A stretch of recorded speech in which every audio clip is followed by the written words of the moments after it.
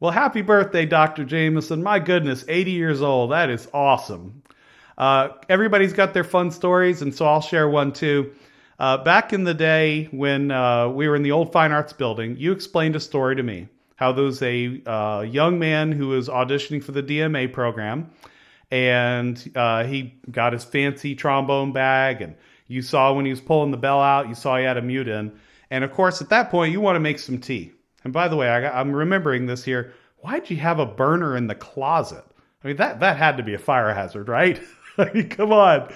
And even you would open up the closet and you went in there to make your tea, and then in your famous Jameson voice, you said something like, go ahead and get your horn put together. Let's play a few notes. Let's get going with this, okay?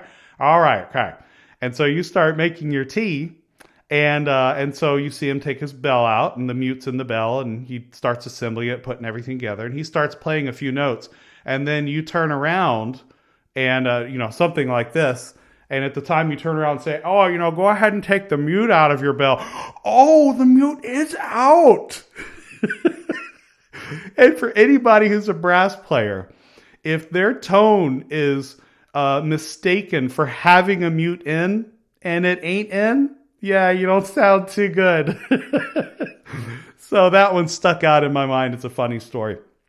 Everybody else is going to have their funny stories, but mine, the things I always remember the most was that when I was going on to graduate school and I went to James Madison, that as soon as I arrived on that campus, it seemed everybody there already knew who I was and said that Phil Jameson said that, they needed to meet me and talk to me personally. And so by the time I wound up playing an audition there, I felt like I was on cloud nine. It was like, I felt like I was being recruited like a 5-star quarterback to the University of Georgia. You made everybody feel special, and you treated your students and cared for them in a way behind the scenes that none of us ever knew. And so I just want to say thank you for that. You later then said to me, hey, John, you need to go to Notre Dame. They have a great assistantship. Just, as you would say, you'd say, just go. And so I did that. And I got to my trombone lessons were with Frank Crisafulli, who played in the Chicago Symphony for 52 years. And Frank was a very different teacher from you, Dr. Jameson. He was kind of the warm, cuddly grandpa, right? Very different. Not that it's better or worse. It's just very different. But on my first 2-hour lesson, because we did a 2-hour lesson once every 2 weeks, the very first lesson, he said to me, well, John, would you like to play some duets? And I was like, well, sure. So he pulled out these duets and he said, it's in E flat. It's for E flat instruments. Is that okay? Can we play that?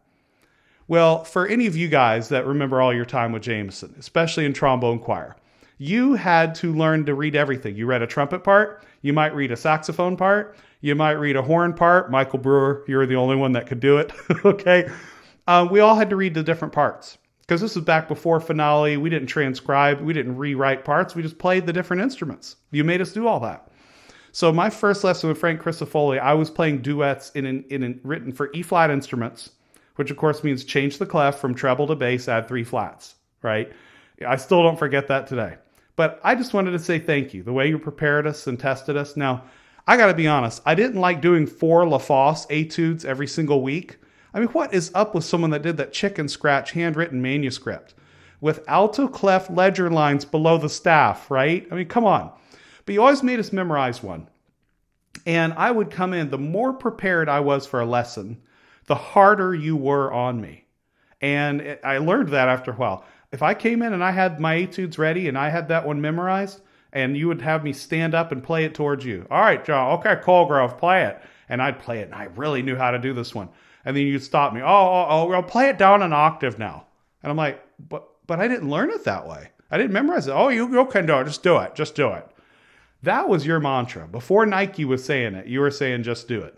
And we learned that. Or if you come in and you played something legato, then you're like, oh, no, don't play legato. Play marcato, ta-ta-ti-ta-ta. And we would hear that. So you always made us adapt. But that's getting into the weeds and the details of what you did. But I want to address what you did for me specifically.